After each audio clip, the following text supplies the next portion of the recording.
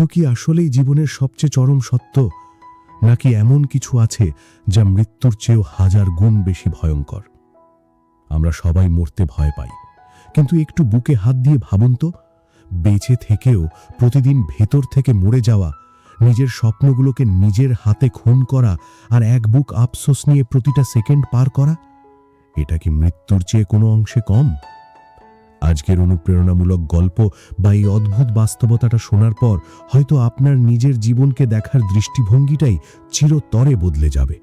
শেষ মুহূর্ত পর্যন্ত সাথে থাকুন, কারণ আজকের এই শিক্ষণীয় গল্প আপনার ভেতরে এক তীব্র ঝাঁকুনি দিয়ে যাবে।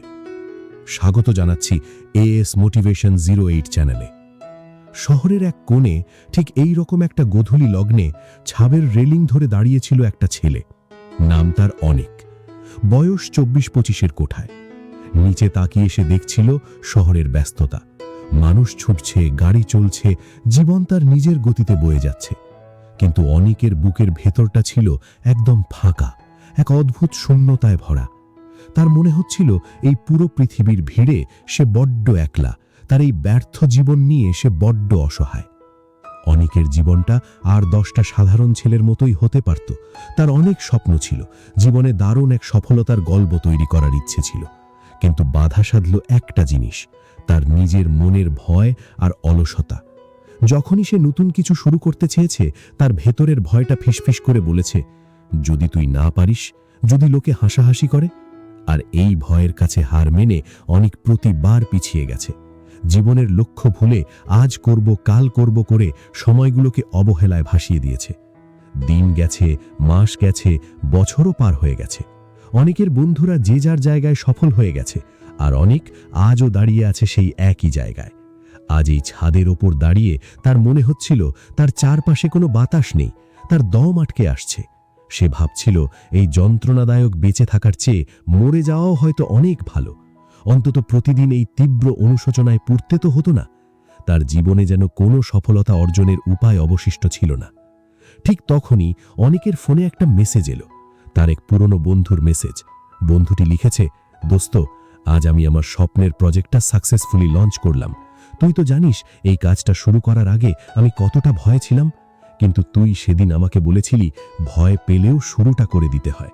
তোর সেই একটা কথাই আজ আমার জীবন বদলে দিয়েছে। মেসেজটা পড়ে অনেকের চোখ ফেটে জল চলে আসলো। সে রেলিংটা শক্ত করে চেপে ধরল। সে বুঝতে পারল সে অন্যকে সাহস দিতে পেরেছে, কিন্তু নিজের বেলায় নিজেই হেরে গেছে। মৃত্যুর চেয়েও ভয়ঙ্কর জিনিসটা আসলে কোনো রোগ বা দুর্ঘটনা নয়। মৃত্যুর চেয়েও ভয়ঙ্কর হলো ভেতরে বেঁচে থাকার তীব্র ইচ্ছা থাকা সত্ত্বেও, নিজের হাত পা সচল থাকা সত্ত্বেও শুধু সাহসের অভাবে জ্যান্ত লাশ হয়ে বেঁচে থাকা। এই মানসিক ভয় দূর করার উপায় না জানাটাই তার সবচেয়ে বড় ভুল ছিল।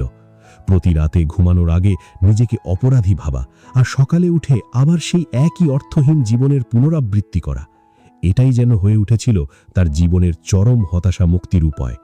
অনেক আকাশের দিকে তাকালো। সূর্যটা তখন ডুবে যাচ্ছে, কিন্তু সে জানে কাল সকালে এই সূর্যটা আবার নতুন আলো নিয়ে উঠবে। অনেক চোখ মুছল। সে নিজেকে বলল, অনেক হয়েছে, আজ থেকে আর কোনো অজুহাত নয়, আমি মরার আগে মরতে চাই না। সে ছাদ থেকে নামার জন্য পা বাড়ালো, তবে এবার আর কোনো হতাশা নিয়ে নয়, বুকে এক নতুন জেদ আর চোখে নতুন স্বপ্ন নিয়ে। তার এই সিদ্ধান্তই যেন তার আসল মোটিভেশনাল গল্প হয়ে উঠল। বন্ধুরা, অনেকের এই গল্পটা কিন্তু শুধু অনেকের একার নয়। আমাদের মধ্যে অনেকেই আছি যারা প্রতিদিন এই এক তীব্র আফসোস বুকে নিয়ে বেঁচে আছি। লোকে কি বলবে এই ভয়ে আমরা আমাদের ভেতরের আসল মানুষটাকে প্রতিদিন একটু একটু করে গলা টিপে মেরে ফেলছি। মনে রাখবেন, জীবন আপনাকে প্রতিদিন নতুন একটা সুযোগ দেয় নিজেকে প্রমাণ করার। কালকের জন্য কোনো কিছু ফেলে রাখবেন না, নিজের ভয় কাটিয়ে ওঠার উপায় খুঁজুন এবং আজ থেকেই, এই মুহূর্ত থেকেই শুরু করুন। আজকের এই অনুপ্রেরণামূলক ভিডিও বা এই গল্পটা যদি আপনার মনের কোনো এক কোণে একটু হলেও আঘাত করে থাকে, যদি মনে হয় এই কথাগুলো আজ আপনার খুব দরকার ছিল, তাহলে নিচের লাইক বাটনটা প্রেস করে আমাকে জানিয়ে দিন যে আপনিও আজ থেকে আপনার ভয়ের বিরুদ্ধে লড়াই বা আপনার জীবনের আত্মবিশ্বাস বাড়ানোর উপায় শুরু করলেন। আর হ্যাঁ, আপনার মতোই অন্য কোনো বন্ধু হয়তো এই মুহূর্তে একটা সঠিক দিক নির্দেশনা খুঁজছে, তার সাথে ভিডিওটা শেয়ার করতে ভুলবেন না। এই রকম জীবন বদলে যাওয়া গল্প আর অনুপ্রেরণা যদি প্রতিদিন নিজের জীবনে চান, তাহলে আমাদের এএস মোটিভেশন 08 পরিবারের সদস্য হয়ে যান এখনই। দেখা হচ্ছে পরের ভিডিওতে। ভালো থাকুন, নিজের স্বপ্নের যত্ন নিন।